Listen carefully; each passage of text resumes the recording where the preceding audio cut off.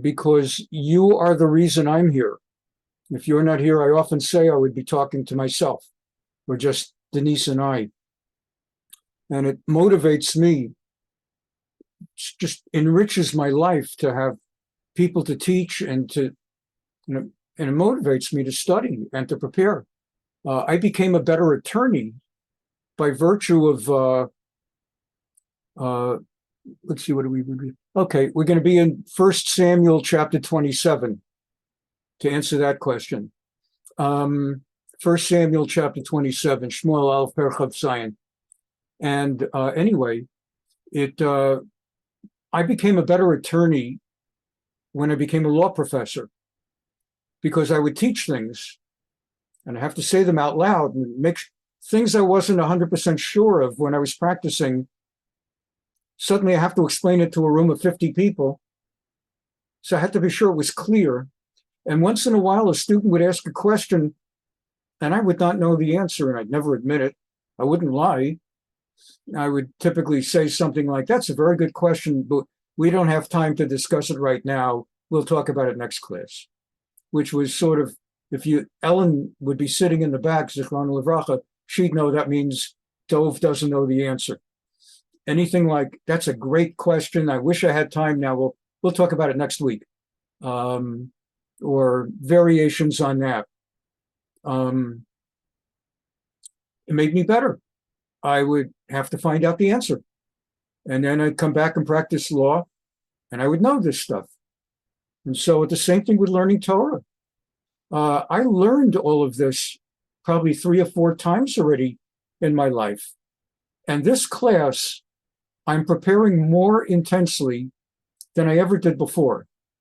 I always would teach basically the text, which itself, the text and my commentary, my thoughts. For these classes, you've seen, I go into the Talmud, I go into the Midrash, and I really pull out stuff. And I'm learning stuff. And I mean, it's like God gave me an extra shot at life and a chance to do it all over one more time and do it the right way. And it's because of you. You don't come to class, I don't have the same motivation. So I'm so grateful you're here. And I'm just taking out those few minutes because I'm just bursting with joy that we're back in business. We're back in business on Sundays, as you know. And I was going to be back in business on Thursday, and then I realized it's Thanksgiving. So we'll be back in business one more round on Thursday. Here we go. Okay, optimize the screen, which is very important. And let's see where we are. Okay, is it going to be that? Give me a moment to find the right one. Yeah, I think that's not going to be that. Just got to find the right screen. Is it that going to be that? It's going to be that. Okay, let me get this thing out of the way. It's a little bar that Zoom has with all these different options, none of which I use, but they create a black thing on your screen, I think. Anyway, here we go. Here we go. Let's get this guy off. And let's get that guy out of the way. Out of the way. Good. Here's where we left off. King Saul, Shaul HaMelech, has been trying to kill David. He's been pursuing him and for weeks and weeks of our classes. David's running for his life. He actually had to hide. He had to cross out of the land of Israel and hide among foreign nations that want to kill him. But he felt safer with them than to be in Israel where Saul's trying to kill him. The famous story, for example, we learned where he had to go back to the Philistines who want to kill him for having killed Goliath. And balancing the two choices, I'll take my chances in the Philistine land. I'm safer there than I am with Saul. And then he gets arrested in the Philistine land and brought to the king. And if you recall, with his life on the line, he starts acting like mentally ill, like a crazy man, salivating, saliva dripping off his beard. and acting crazy like someone on San Francisco streets. And the king says, that's the David who killed Goliath. I wanted him when he was the David who killed Goliath. I don't want him now. Now he's a mentally crazy guy. I have enough crazy people in my kingdom. I'm the king of a crazy kingdom. So you're bringing me another mental case. And he let him go. And that's how David saved his life. And he recited Psalm 34, Tehillim Lamed Daled, in the presence of Avimelech, how God saved him with that idea. We even learned the Midrash about how he once had debated with God. And he said to God, you have created an almost perfect world. I don't think I should really say that, because who am I? But just between us, as if he really is positioned to be so casual, I think there are two things you did that's not so good. You created mental illness, and I just can't come to terms with why you would have created that in the world. And you created spiders. That's the Midrash. There's the two things that we didn't need. And then we learned, thanks to mental illness, he was able to come up with a ploy to save his life that I just described. And in another case, Saul was following him, and David was hiding in a cave, the inner part of a double cave. It was a cave that had an inner cave. He was hiding in the inner cave, and wouldn't you know it, Shaul HaMelech, King Saul, entered the cave outer part. And God made a miracle that a spider, after David went into the inner cave, a spider came and wove a web. So Saul saw the web and inferred that, well, David can't be in there, or there wouldn't be a web. He would have broken it. And that's the one where Saul also relieved himself. We learned he was a dignified, honorable man. He had to relieve himself of body waste, and we learned about that, Midrash. And we learned how David cut a piece of his garment so that when Saul went back, David could show him this piece of garment. Do you recognize this? I got that close to you, I could have killed you. And Saul says, I was wrong. You're right. You're right. You've proven to me you're not out to kill me. I've been wrong. I will not run after you anymore. And we learned the Midrash that nevertheless David had no right to cut a piece of Saul's garment. He had a good reason, but you may not cut the garment of the king of Israel. The king of Israel and everything that belongs to him is holy and sacred. Not the prime minister, not Netanyahu now, not a modern day prime minister, not Golda Meir, not Menachem Begin or Yitzhak Rabin, but a king of Israel anointed by a prophet of Israel cannot cut his garment. In fact, we learned you're not allowed to treat clothing disrespectfully. Remember, we learned when you're done with clothing, either you give it to charity or you have to dispose of it like in a bag, that you don't just treat it and throw it in the garbage with food, that you have to treat clothing respectfully. We learned that. So where we left off was one more showdown. Because of his mental illness, or whatever it was, his emotional, Saul once again was pursuing David. The promise he made that it's done, he changed his mind. And now he's pursuing David again. And this time, where we left off in chapter 26, David is on one side of the mount, on one mountain, there's a valley, and Saul is on the other. And David goes with like two of his men in the middle of the night, and they tiptoe into Saul's camp, and everyone's fast asleep.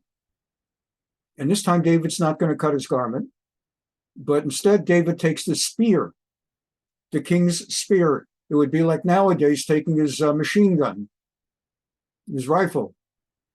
The king, everyone going to war is going with a with a sword and a spear. And he took his spear, and then they brought it back to David's encampment, and he called out, basically, hello, hello, woke him up in the middle of the night. Who is that? Is that you, my son, Beni David? Is that you, my son, David? And David said, yes. And I want to bring to your attention, first of all, your chief of the military. I have my chief. I have my military chief, Yoav ben Zeruiah. Yoav or Joab, I'm not sure how it is in English. Yoav, the son of Zeruiah. And you have Avner ben Ner, Abner, the son of Ner. And your guy was asleep on the job.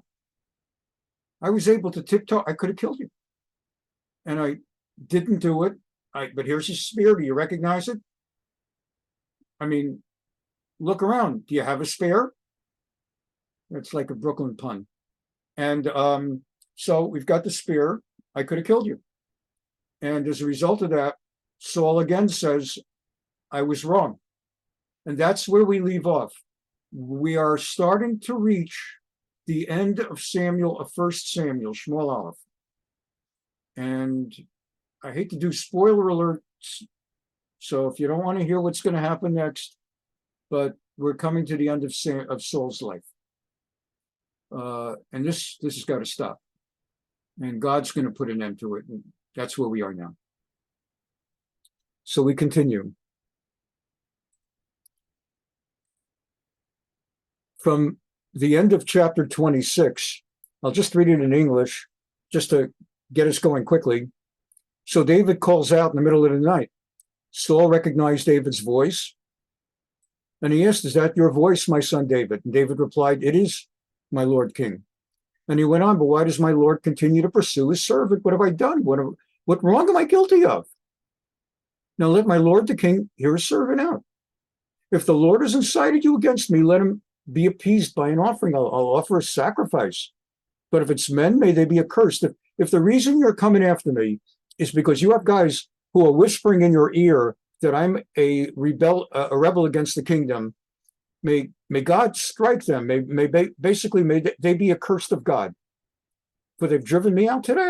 I can't live here. I can't live in Israel. I cannot have a share in the Lord's possession. I don't live in Israel.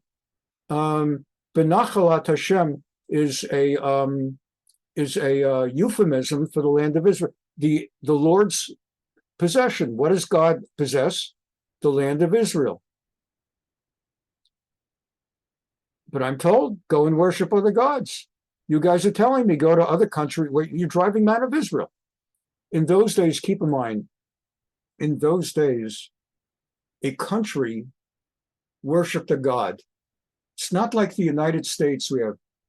We have Christians of many denominations and Catholics are Christians. I mean, we have Protestants of many denominations, Catholics, Eastern Orthodox, there are Muslims, Shiites, and Sunnis, and then there are Jews, Orthodox, Conservative, Reform, even smaller groups, Reconstructionist, New Age, Humanist, and there's Buddhists and Hindus. And in those times, a country, everyone in the country worshiped a particular god. It's like Gaza. Go ahead and try to start a Young Israel shul in the middle of Gaza, okay? They won't get to their first Yom Kippur appeal, all right? Try to start any kind of like a church in Mecca in Saudi Arabia. Forget about it. Forget about it. They won't build, the second block won't even get attached to the first block of building it. No churches in Mecca. There are certain places still in the world today, everybody worships the same.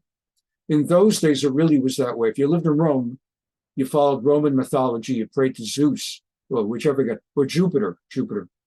And if you were living in Greece, within the empire, you were expected to worship the other guy, who I mentioned a moment ago, Zeus. And so it went. And there are biblical ones. Moab, in the Moabites, they worshiped a god called Chemosh. And it was Baal. The Philistines worshiped Baal. and so on and so forth. And so David is saying, when you drive me out of Israel, it's like you're driving me to worship other gods. If you force me into the Philistine place, I can't worship with a minion, a quorum of 10 Jews. I can't worship with Jews. I can't keep Rosh Hashanah or Sukkot because I'm stuck in the Philistines where everybody worships whatever they do. So that's the meaning of those words when he says you're driving me actually to worship other gods. We continue. So let my blood not fall to the ground, away from the presence of the Lord. I mean, if you got to kill me, at least he's saying, let me die in Israel.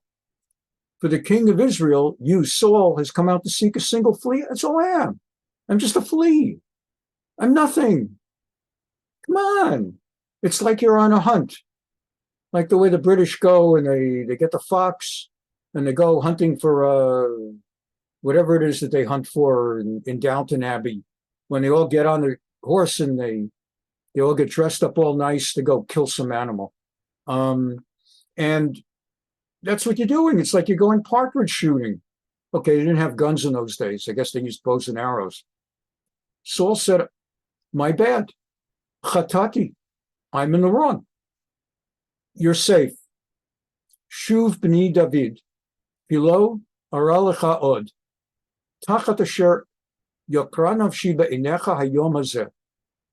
Please, David, come back. You're safe. I will never go after you again. Look how you've held my life precious. You could have killed me. I've been foolish. I've been so wrong. My bad. And David says, here's your spear. Let one of your men come and get it. David doesn't trust Saul anymore. He trusts that Saul is honest. He does not trust that Saul is stable.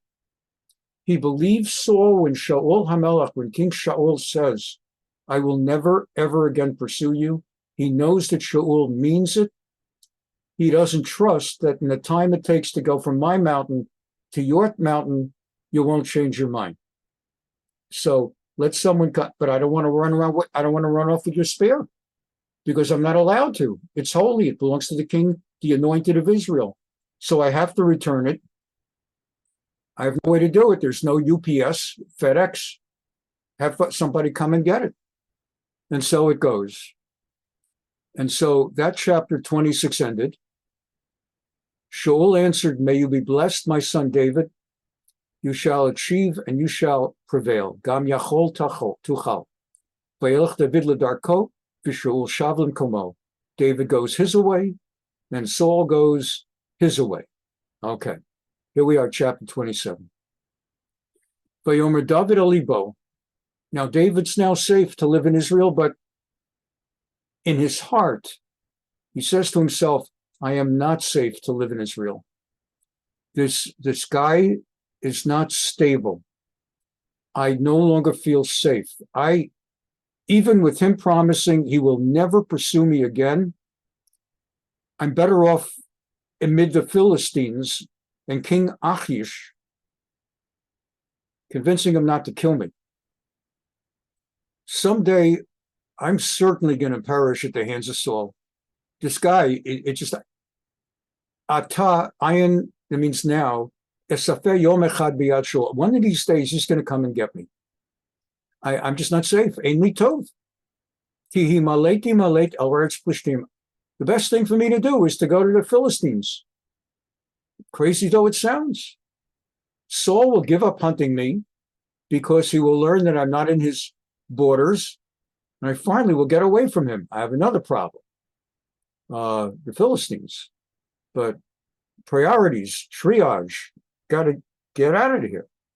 So David and his 600 men, he had originally been 400 men, they've expanded, and they go and cross over to King Achish, and he's from Gath. And Gath, to remind you, is the Philistines in Gaza. See if I have a map, or if I manage to somehow get rid of it. I somehow managed to get rid of it. So let's see if I can pull her up real quick. map. Let's call it Saul, David, and Endor. There's got reasons for that. And here we go. Let's find a nice map. This is a good map. Okay. Oh, I got it. I know I heard it. Okay. Bear with me on this. I got a better map. I got this map. There we go. Here we go. Okay. So I'm going to put this map up and give you an idea of what's going on. And actually, give credit where credit's due. This is a copyright by a pastor, Pastor Ralph Wilson, joyfulheart.com. Put together a beautiful map, and absolutely. Okay. To remind you, the Gaza Strip. Have you ever heard of the Gaza Strip? You ever hear of Gaza? Happens to be, it's always been, throughout Jewish history, a really bad neighborhood. Okay? It's like you just don't go.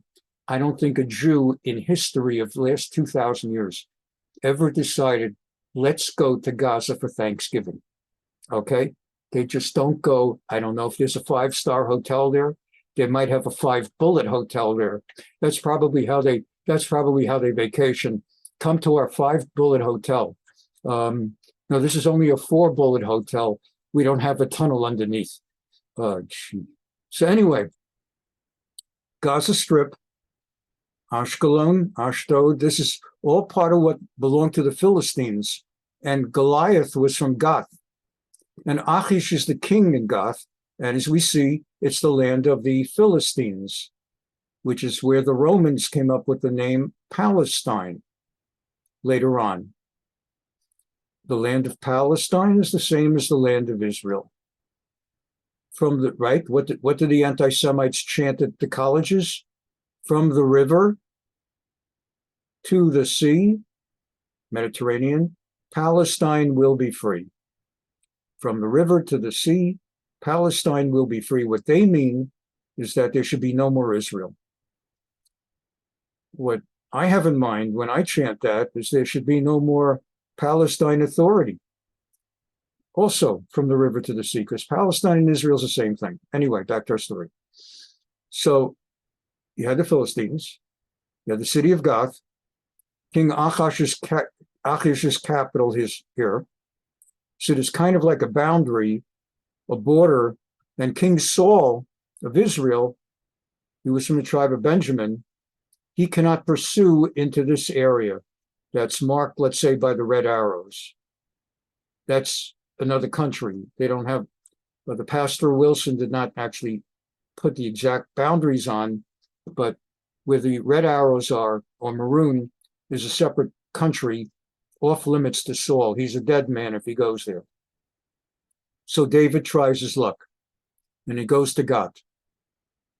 And let's go back to the text now. So he's there, and he approaches the king. And let's see, which is it? It's this, and it's this. So he goes there. He goes with his 600 men to that king. And he says to the king, David and his men stayed with the king. He brought their families. And he brought his 2 wives. You may remember Abigail.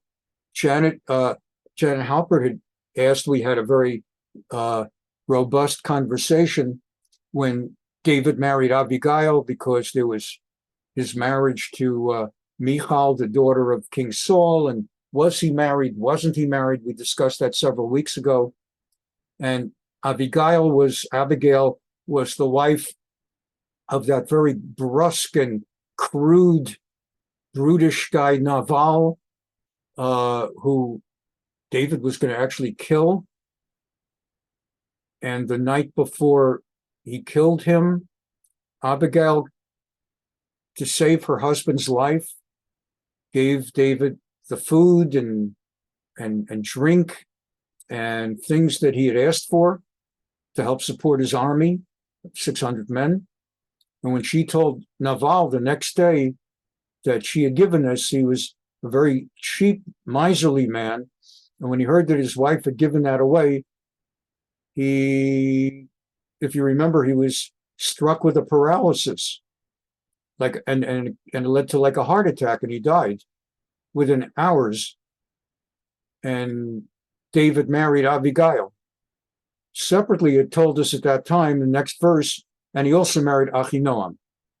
So he's got these two wives, and we learned at the time that King Saul had taken away Michal and had given her over to a man named Palti ben Laish, Palti the son of Laish. We're not going to go there now. So David goes with his two wives. And you know, if you've been following the news, and how could you miss it?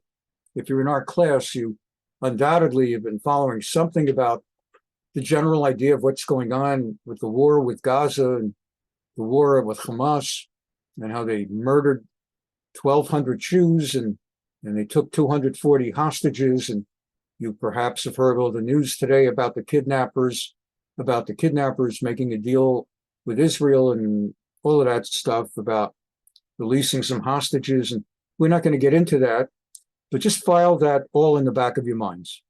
Okay, we go forward. So David goes to the Philistines, 600 men, each man with his family, ish uveito, each with his household. And David, for example, who has no kids yet, David ushnei nashav. In the same way, David with his two wives, Achinoam of Jezreel and Abigail from the Carmel. Okay. And the word got to King Saul, Vayugad l'Shaul ki barach David Gath. When Saul was told that David had fled to the Philistines, he did not go after him anymore. That's it. So now David has to stay alive with the Philistines. So he talks to the king.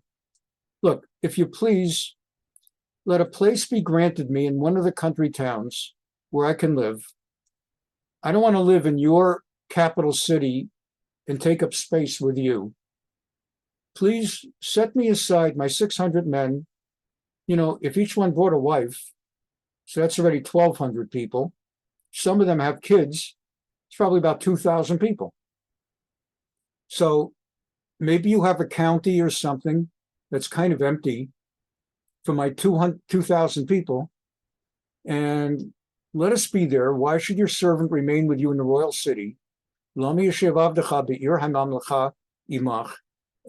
like, I don't know that you can just have 2,000 people suddenly crash into your capital city. Like, look what's going on right now. It's in the news regularly about how New York City is running into all kinds of budget problems now with the immigration stuff, with all the immigrants. They've already maxed out in Texas and Florida. And as you know, without getting into the politics of it, they're now going north, some of them by volition. Others are being shipped there from Texas and Florida. Again, staying out of the politics, Eric Adams, the mayor of New York, is saying to Biden, we can't afford it anymore. They just cut something like 700 police from the New York City Police Department because they don't have the money, because they're spending it on the immigrants. So in the same way, 2,000 people suddenly show up. That's a tremendous burden on that place. So David, he has his own reasons. Furthermore, we'll find out in a moment. So he tells the king, look, first of all, it's like this. I know we once had a disagreement. You had your major guy, Goliath, and I killed him. And I cut off his head. So like, we had a misunderstanding maybe.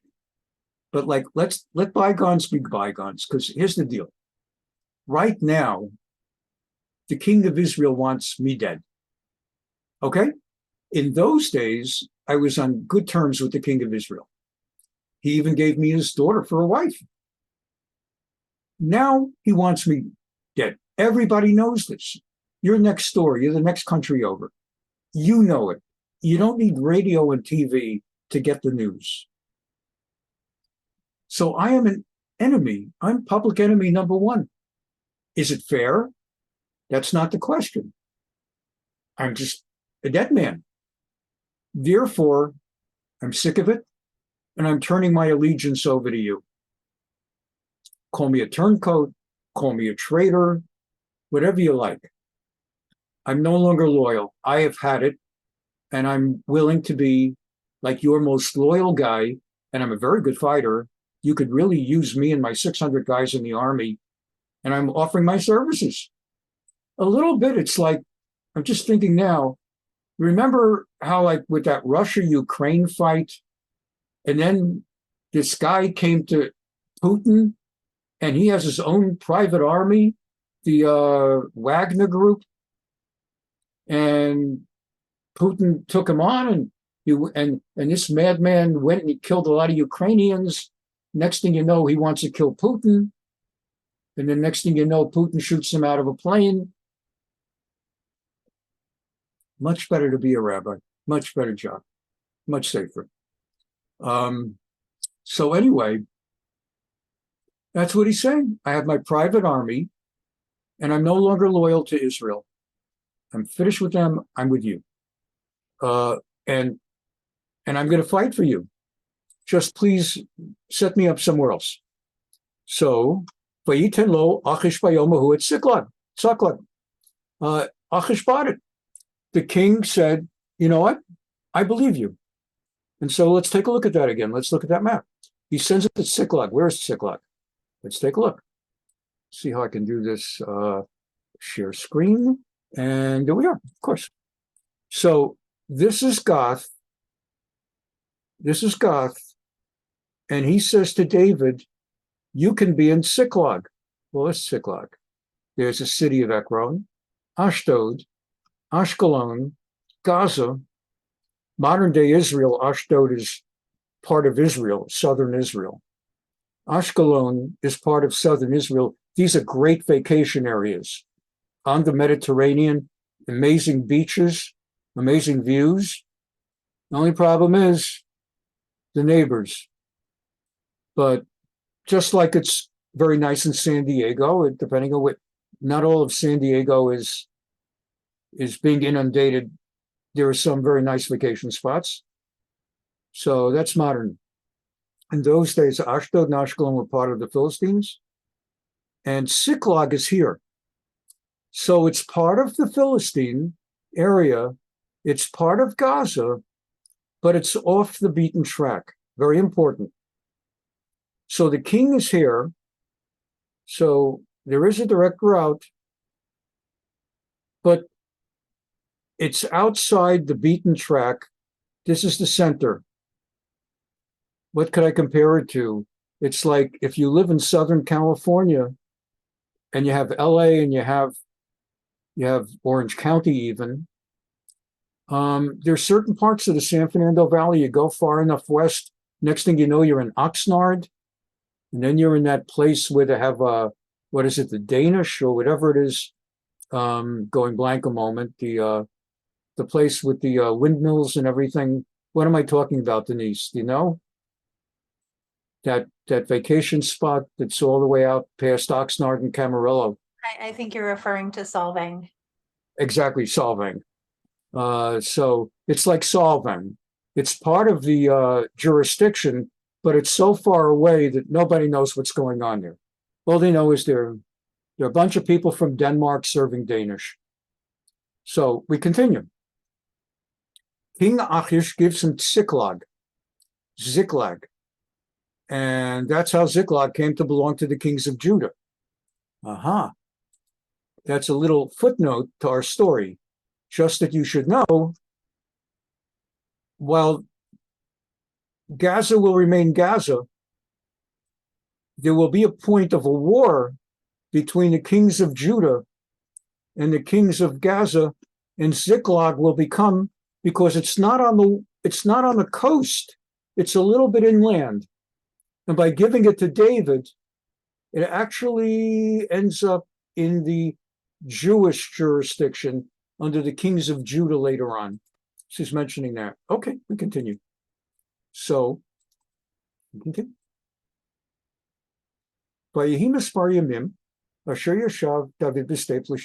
Interesting thing going on here. David is there for a year and 4 months. A year and 4 months. And what's he doing during those 16 months? They haven't invented baseball or the NFL, so it's not like they're sitting watching sports. What are they doing? There's no libraries with books. there's no radio or iTunes, and there's no TikTok, thank God. So what are they doing? What they're doing, unknown to the king of the Philistines, is they're busy attacking every small nation in the region.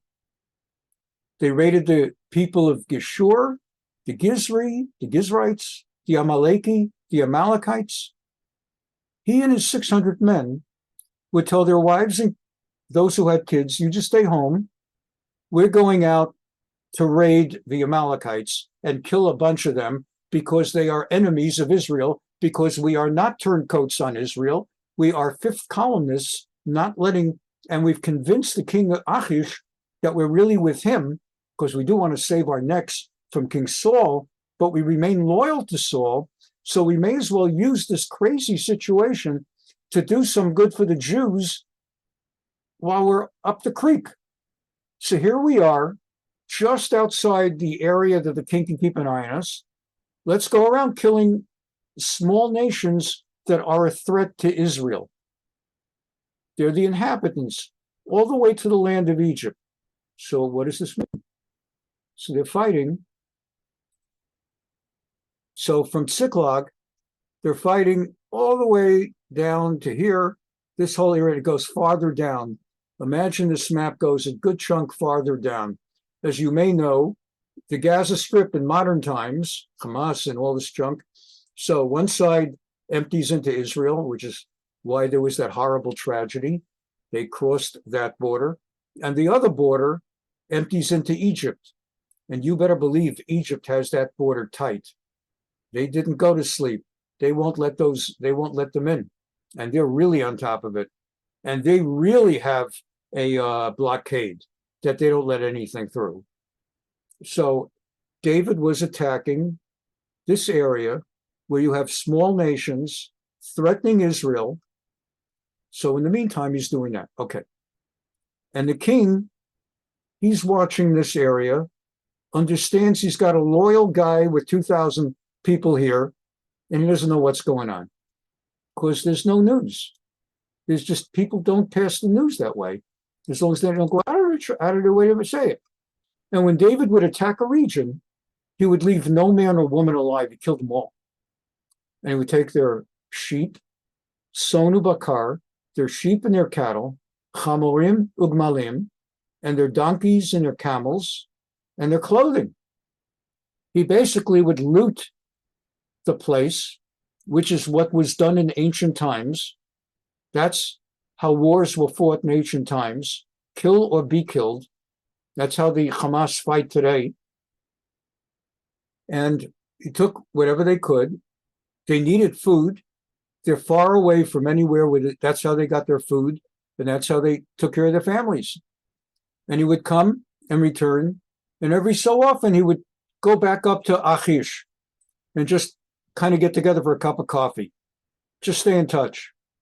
And Achish would ask, "No, so what do you do today? Al pishatetem hayom. Where did you go and foray today?" And David would say, we went into the Negev. Al Negev Yehuda, Al Negev Yerachmeeli, Al Negev Akini. We went down to the Negev, Jewish territory, and we did raids against King Saul and against Israel, against the Jews. We were here. Here's Hebron. That's Jewish, right? Abraham and Sarah, Yitzchak and Rivka, Isaac and Rebekah, Yaakov and Leah, Jacob and Leah. They are all buried there together with Adam and Eve. You have Rachel buried in Bethlehem, Beit Lechem. Here's Jerusalem. Here's the Negev down south. Take the Dead Sea, you keep going. So he was attacking this a ways towards Egypt, southwest. But he says we were attacking southeast. We'd go down, well, I was effective. We would go down southeast to the Negev, and that's where we attacked. And the king would say, good, sounds good. Did you succeed? Did you make money? How you doing? Everybody okay? I don't have to support you people? No, everything's fine. Copacetor, everything's copacetic. David would leave no man or woman alive. See, if he left somebody alive from an attack, they could possibly escape and go to King Achish and say, we're here to report to you, we were massacred by David, who's living under your supervision, under your protection. David and his 600 Jews wiped out our Amalekite community. I don't know whether you know that. So David would kill them out so that there would be no one alive to go back and report, because they may tell about us. So David did this. They might say David did this. Ko asa David, v'cho mishpato. This is what he's doing. So therefore, such was his practice as long as he stayed in his territory of the Philistines. That's how David did it. Vaya amen Achish, v'David lemor, and King Achish completely trusted David. Completely, Havesh Yivish be'amo Yisrael. He absolutely was persuaded that David had become a traitor, had turned on Israel, v'hayali le'eved olam, and felt that he is now my vassal forever. I have him under my control. And this brings us to chapter 28. There are, I believe, 2 or 3 more chapters, I believe, left in Shmuel Aleph. We'll get into chapter 28 right now, for which there will be some commentary. Vayehi bayamim hahem, and it was in those days. Vayekbetzu haplishtim et machaneim latzava lilachem b'Yisrael, and the Philistines started mobilizing to make a major war against Israel. Right, just like now. So there was an extended period of time, like 3 years, where Israel was Israel, and Hamas was in Gaza, and other than Hamas from time to time shooting rockets into Israel, which they mostly were able to shoot down with the Iron Dome, it's been kind of quiet for about 2 to 3 years. And then Hamas decided on Shabbat of Shmini Atzeret, October 7, we will make war. So the Philistines decided, we're going to mobilize and make war. It's been quiet for a while, and it's time. We're due for war. In those days particularly, they lived for war. And by the way, so did in the Middle Ages. That's what Western civilization was too. If you ever studied Shakespeare in high school or college, like half of his plays are about Henry V and the famous soliloquy by Henry V on Saint someone's day. I forgot it, but it's like a really great soliloquy, very inspiring. All of these wars between England and France, and that's like the Middle Ages. So in the same way, these people lived for war. All the Peter O'Toole movies, where he's always playing King Henry, Lion in Winter, and Beckett. In fact, I read something like, I think Peter O'Toole's the only person ever won an Academy Award for playing the same historical figure in 2 separate movies that had nothing to do with each other. He played the same King Henry in 2 different contexts, Lion in Winter and Beckett. Anyway, what's going on is they live for war, and they decided it's time for another war. So let's make war. So the Philistines mustered their army to take the field against Israel. Achish said, we're going to war, man.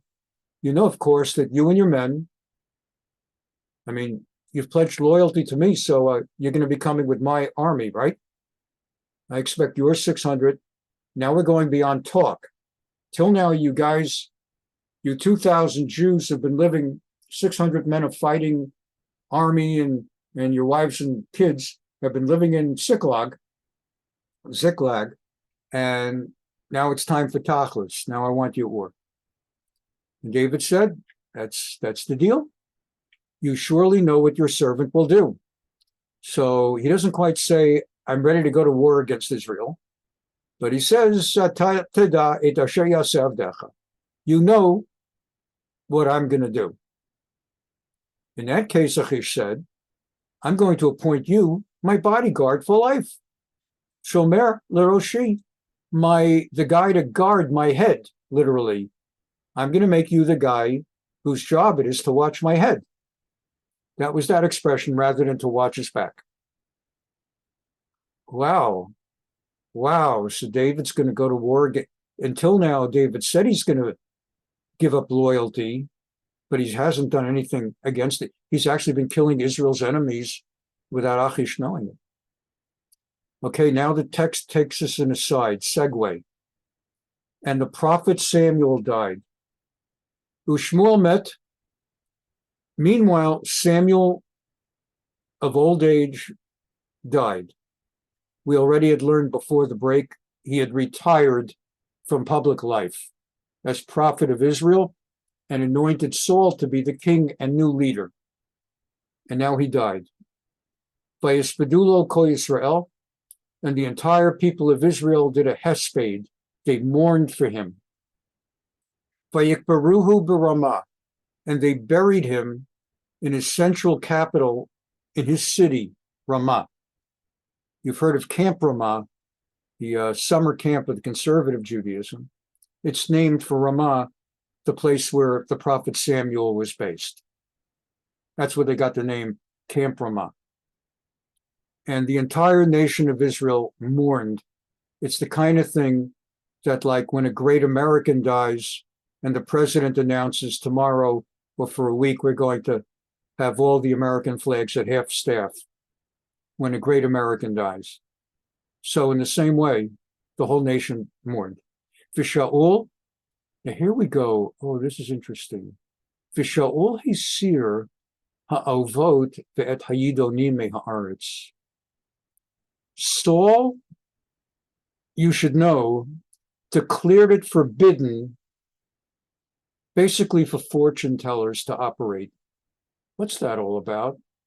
Well, I prepared for class. In Vayikra, Leviticus, chapter 20, verse 27, Parak Chaf, that's 21, this is chapter 20, Parak Chaf, Pasuk Chaf Zayin, chapter 20, verse 27, V'ish o isha ki yevahem ova yidoni mot yumatu.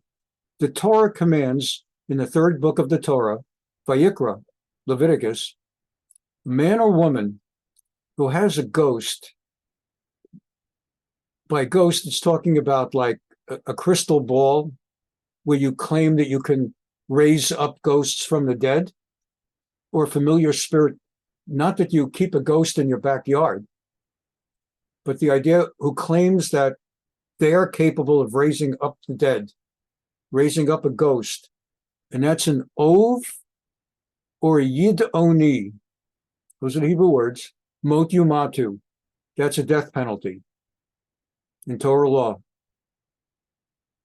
Fortune telling is forbidden. It's forbidden even for fun, by the way. No one's going to go around killing you, but it's forbidden even for fun to go to a fortune teller. I know when I drive up out here in Southern California, I have a lot of my medical appointments are in Newport Beach. Got to go down Newport Avenue in the area of Hoag Hospital. All these different doctors affiliated with Hoag, different specialists I have to see. Goes to the lung transplant. Baruch Hashem, I'm doing okay by Chasdei Hashem, God's kindness. But still, I've got to see people to make sure. So anyway, as I'm driving up Newport Avenue, there's a fortune teller storefront where you actually would go in, I imagine pay, get your fortune. That's forbidden, according to Jewish law. Let's say you're just driving up and say, you know what, just for fun. You're not allowed to do that. It's forbidden. No, but Rabbi, I'm not going to take it serious. You're not allowed to do it. It's forbidden to go in there. It's like a man going into a brothel. Imagine a man with his wife in the car and saying, honey, just wait here 30 minutes. I'll be back in 30 minutes. I forgot my smartphone. And I just want to get some directions. I mean, the wife is going to say, you're not going in there. Are you crazy? You're not allowed to go in. It's forbidden. Not allowed to touch. It's not fun. Certain things, no, it's just fun. No, it's not fun. You're not allowed to do it. This is contextual to what we're reading here. You'll see why. So Shmuel died, and the nation mourns, and Saul the king banned fortune tellers. Okay. Vayikavtzu plishtim vayavo vayachanu b'shunam. Meanwhile, the Philistines are gathering their biggest army ever, and they're encamped in Shunam, ready to make war against the Jews. Vayikbod Shaul et kol Yisrael vayachanu b'Gilboa. And Saul is in Gilboa. So what's that? Let's see. See if the pastor put this in here. I think he did. Okay, here's Shunam. Here's Shunam. And here's Mount Gilboa. So the Philistines have marched up from Ashkelon, Ashdod. The king is in Gath. He's pulling David from Tziklag. And we're all marching up to Mount Gilboa and to Shunam. And we're going to have a show. Here's where we're going to have war. We're going to make war right over here. All right. So we continue. So they muster the army to go to Shunam. Saul is at Gilboa. And Saul inquired of the Lord. Do you remember? You remember how to inquire of the Lord? Let's just get that army. Okay. First of all, verse 5. Vayar Shaul et machane plishtim, vayira vayacharad libo ma'od. Saul saw the masses of the Philistine force. His heart trembled with an extraordinary fear. Why was he so scared? Is that Saul? Why was he so scared? So they ask about it. Why was he so scared? And they explain. Let's see if it's here. It'll be the next one. So I'll just tell you this part of the Midrash for time. To refresh your memory from before the break, the way you communicated with God directly and actually asked God, will it be safe to go to war? Was you went to the Kohen, the high priest, to Kohen Gadol, and he wore that Urim and Tumim. He wore the breastplate, the Choshen, the breastplate, and in it was a slip of paper that was called the Urim and Tumim. When that slip of paper, not any old slip of paper or parchment, but the Urim and Tumim, when that was slipped into the breastplate, it had a little slot that it went into. The 12 for the breastplate, the Choshen, there were 12 precious jewels, 3 across, 4 rows down, representing the 12 tribes of Israel. 12 different jewels of different colors. And they would light up. You would go to the Kohen Gadol, the high priest. You would ask a yes or no question. If you remember, we learned that. It's got to be a yes or no question. And then the priest would ask it the way he's supposed to. And God would communicate to the Kohen Gadol through the lighting up of those lights, precious stones, that the Kohen Gadol knew how to interpret to tell the king. So what's the problem? The king wants to know what's going to happen at war. And the text says he couldn't communicate with God. Why didn't he just go to the Kohen Gadol? I'm not reading you the whole Midrash because it'll take too long for our time frame now. But I'm sharing with you what the Midrash tells us. And it's kind of intuitive. Why did Saul not go to the Kohen Gadol and ask him to communicate with God? Ask yourself a moment. Because the Kohanim, the Kohens, the priests, stayed far away from him. Wherever he was, they weren't going to be near him. Remember, he wiped out the city of the Kohens? Remember when he was running after David, that horrible thing where he wiped out the city of Kohanim? Well, do you remember that the Kohen Gadol was killed? He had him killed, and the son of that Kohen Gadol fled, the only survivor of the massacre, and joined up with David. So the Kohen Gadol, his son is with David. that son brought with him his father's breastplate and the Urim and Thummim. And Saul can't get to it. So Saul cannot communicate with God. And God is not communicating with Saul because Saul has run out of time. He's killed, he's overseen the killing of the Kohanim. He's been trying to kill David, and his time is running out. So Saul is very fearful because he perceives God's not with him. This is God who once upon a time instructed the prophet Samuel, Shmuel, to anoint him to be king of Israel. At least Saul had Shmuel. As long as Samuel was alive, Saul felt, I'm still connected with God. I can always, in an emergency, go to Shmuel, unaware that Shmuel secretly, by God's command, later had also anointed David to be the next king. Well, Samuel just died. That's why you have that segue in the text, suddenly telling us that Shmuel died, because it helps explain Shaul feels, I've got nowhere to turn. I don't have Kohanim.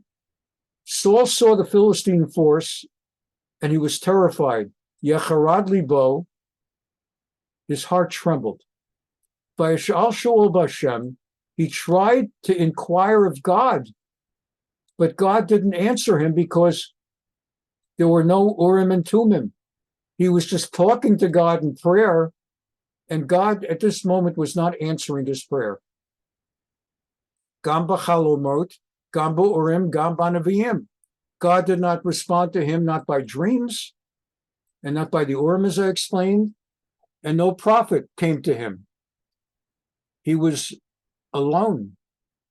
So he said to his men, Vayomer Shaul Avadav, he said, I need Samuel. I need Samuel. He's my only link to God directly, because I cannot get any Kohen. Wherever I'm going, the Kohanim are going in the opposite direction. And there's only one way I can get Samuel. I need a fortune teller. I need a ghost keeper.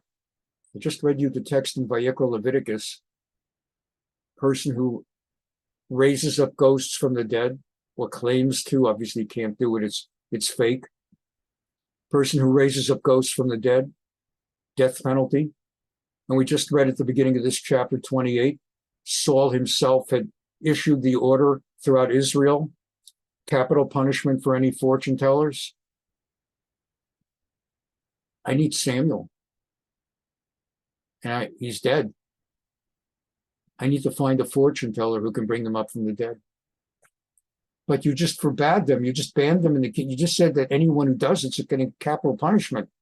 If you think the Kohanim, the priests, are running away from you, the fortune tellers, we're wrapping up now as we move to 8 o'clock Pacific time. Vayomer Shaul Avadav, so I'm just going to wrap it up a little. So he said, Bakshuli Eshet Ba'alat Ov, you got to find me a woman who raises up ghosts. Ve'elcha eleha ve'edrashaba, so that I can go to her and inquire through her and find Samuel. I've got to communicate with God. What should I do? Should I go to war with the Philistines? And what if it's not my choice? What if they go to war against me? I don't know what to do. Vayomru Avadav Elav, and his servant said to him, happens to be there is such a woman in Ein Dor. There is such a woman in Ein Dor, some pronounce it in English Endor, the witch of Endor, who consulted ghosts with Endor. It's all in that area. Endor is right over there, next door. So they're in Shunem, Gilboa, and there's Endor. Because it's not going to start running all the way down here. I mean, they don't have cars, they don't have trains, planes, but it's next door, so to speak. Obviously, it's still a schlep, but it's the next town over. There happens to be a woman in Endor Endor, and she raises up ghosts. Now, again, we know that there's no such thing.